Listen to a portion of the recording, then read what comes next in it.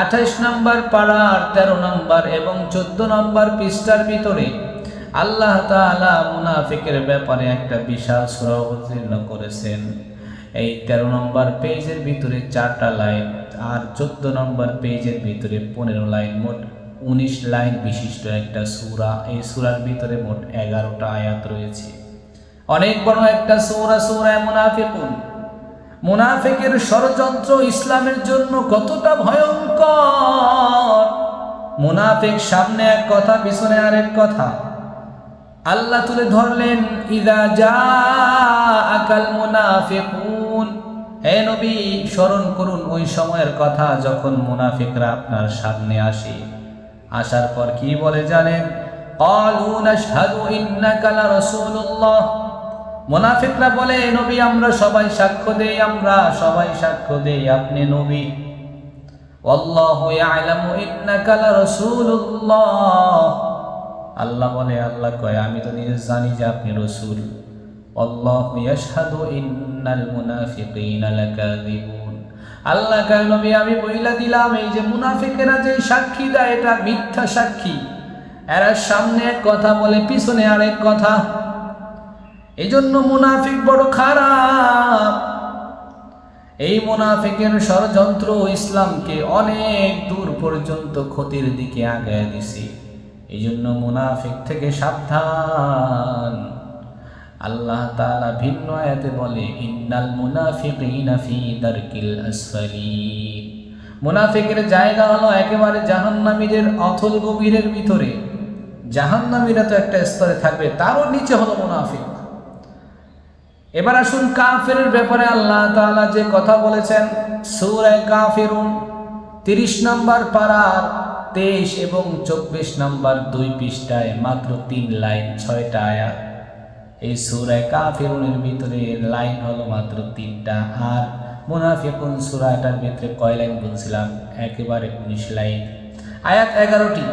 আর এই কাফিরুন সূরার ভিতরে আয়াত মাত্র 6টা। এর নবীর উম্মতের দল, এর থেকে আমরা কি বুঝলাম? কাফের, আমি কিন্তু আবার উল্টা বুঝছেন না যে কাফের তাইলে কি তারা ভালো নাকি না? তারা তো বিনা হিসাবে জাহান্নামী। কাফেররা তো এমনিতেই বিনা হিসাবে জাহান্নামী। এদের আবার সাপোর্টের কি আছে? কিন্তু বলতেছি ক্ষতির পরিমাণটা কার কতটা ক্ষতি বেশি হয়।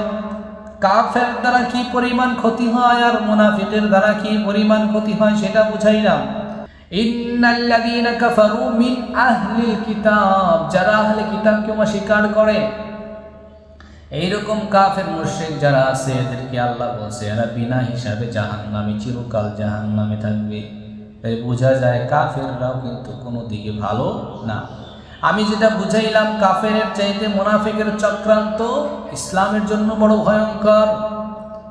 এরে নবীর উম্মত, আজ আমাদের সমাজে, আমাদের মাঝে যদিও কাফের এভেলেবেল নাই, কিন্তু মুনাফিক কিন্তু সমাজে অভাব নাই।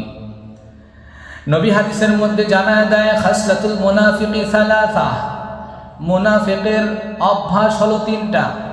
বদ অভ্যাস, খারাপ গুণ কয়টা? 3টা। ইযা হাদ্দাসা কাযাবা, যখনই কথা বলবে মিথ্যা বলবে। ওয়া ইযা ওয়া'দা আখলাফা, যখন ওয়াদা দিবে ওয়াদা ভেঙে ফেলবে। ওয়া ইযা তুমিনা খানা, যখন আমানত রাখবে আমানত এইটা পুরা করবে না, আমানতদারির খেয়ানত করবে। স্বাভাবিক এই 3টা মূল পয়েন্ট। আর অনেক অনেক অনেক মুনাফিকের বৈশিষ্ট্য আছে। এই জন্য মুনাফিক বড় খারাপ। মুনাফিকের চক্রান্ত থেকে আল্লাহ আমাদের সমাজকে, আমাদের সবাইকে আল্লাহ হেফাজত করেন, বলেন আমিন। মুনাফিক এতটাই খারাপ, আল্লাহর রাসূল হুযায়ফা রাদিয়াল্লাহু তাআলা আনহুকে ডাক দিলেন, আরে হুযায়ফা এদিকে আয়। হুযায়ফাকে আল্লাহর পয়গম্বর আলাদা নিয়া বলে, মদিনার সমস্ত মুনাফিকের লিস্ট তোমার কাছে দিয়ে গেলাম। এই লিস্ট কিয়ামত পর্যন্ত এটা তুমি ফ্ল্যাশ করবা না, এদের নামগুলা জানাইবা না কাউকে। আল্লাহর রাসূল গুনে গুনে মুনাফিকের লিস্ট এটা হুযায়ফাকে ধরিয়ে দিয়েছেন। আরে নবীর উম্মত সাহাবায়ে কেরাম কত বড়, দেখেন তাদের মনের মধ্যে কি পরিমাণ পেরেশানি। আল্লাহর নবীর সোহবতে থাইকা সাহাবায়ে কেরামের জীবন বড় ধন্য, কিন্তু এরপরেও অপর দিকে আখিরাতের বড় ভয়।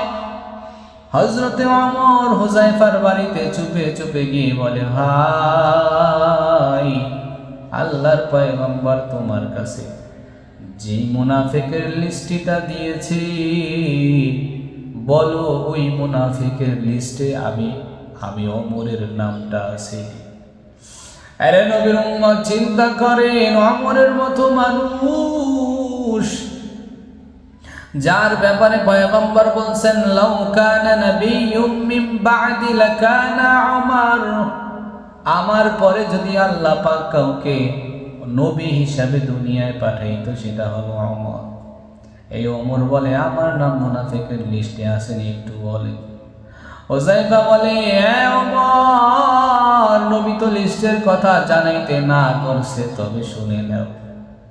আরে হুযায়ফা বলে, ভাই ওমর, আপনি তো কত বড় আলা মাকামওয়ালা একজন সাহাবা। আমি হুযায়ফা বললাম, আপনি তো অনেক বড় মাকামওয়ালা সাহাবা, আপনি কিসের এগুলো নিয়ে টেনশন করেন? আরে আপনার নাম মুনাফিকের লিস্টে থাকবে কেন? আপনার নাম তো জান্নাতীদের তালিকা। আরে নবীর উম্মতের দল, যেটা বুঝাইতে চাইছিলাম, মুনাফিকের খাতায় যেন আমাদের নাম না থাকে, কারণ মুনাফিক বড় খারাপ। আমাদের নামটা উঠবে মুমিনের খাতায়। মুমিন কারা? মুমিনের গুণগুলো কোরআন থেকে জেনে নিব। আসুন কয়েকটা পয়েন্ট ধরায় দেই। মুমিনের গুণ আল্লাহ তাআলা বিভিন্ন আয়াতে বিভিন্ন সূরায় অনেক গুণ মুমিন বান্দার আল্লাহ বর্ণনা করেছেন। এর মধ্যে অন্যতম একটি হলো সূরা আনফাল 9 নম্বর পারা 16 নম্বর পৃষ্ঠা। এখানে খুলে দেখবেন, ইন্নামাল মুমিনুনা আল্লাযীনা ইযা যুকিরাল্লাহু ওয়াজিলাত কুলুবুহুম ওয়া ইযা তুলিয়াত আলাইহিম আয়াতুহু যাদাতহুম ঈমানা ওয়া আলা রাব্বিহিম ইয়াতাওয়াক্কালুন আল্লাযীনা ইউকিমুনাস সালাহ ওয়া মিম্মা রাযাকনাহুম ইউনফিকুন। এখানে মুমিন বান্দার 5টা গুণ আছে। এরপরে যদি আমরা সামনে যাই 18 নম্বর পারায় সূরা মুমিনুন, একটা সূরাই আছে মুমিনদের নামে। সুবহানাল্লাহ, মুমিনদের নামে আল্লাহ একটা সূরা স্পেশাল নাজিল করে দিলেন। এই সূরার ভিতরে আল্লাহ তাআলা 7টা গুণ মুমিনের বর্ণনা করেছেন। ক্বাদ আফলাহাল মুমিনুন আল্লাযীনা হুম ফী সালাতিহিম খাশিউন ওয়াল্লাযীনা হুম আনিল লাগwi মু'রিদুন ওয়াল্লাযীনা হুম আনিস যাকাতি ফাইলুন। এইভাবে করে করে আল্লাহ পাক মুমিনের এখানে 7টা গুণ বর্ণনা করেছে। আরো বিভিন্ন সূরায়, যেমন ওয়াইবাদুর রহমানিল্লাযীনা ইয়ামশুনা আলাল আরদি হাওনা ওয়া ইযা খাতাবাহুমুল জাহিলুনা ক্বালু সালামা। এখানে আল্লাহ তাআলা মুমিন বান্দার গুণ বর্ণনা করেছেন, আল্লাহর পছন্দের বান্দাদের গুণ বর্ণনা করেছেন। জমিনে হাঁটবে নরমভাবে, মূর্খদের সাথে তর্ক করবে না, অনেকগুলো গুণ এখানে আছে, দেখে নেবেন। এইভাবে করে করে আল্লাহ মুমিন বান্দাদের গুণগুলো ফুটিয়ে তুলে ধরলেন। আরেক জায়গায় আল্লাহ বলছে, আত-তাইবুনাল আবিদুনাল হামিদুনার রাকিউনাস সাজিদুন। এখানেও আল্লাহ তাআলা মুমিন বান্দার প্রায় 9টা গুণ বর্ণনা করেছে।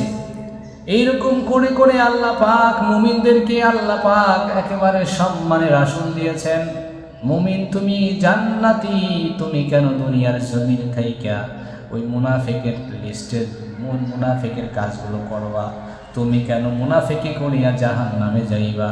আরে নবীর উম্মতের দল, আজ আমি আপনি মুমিন বান্দা খাঁটি এখনো হইতে পারি নাই।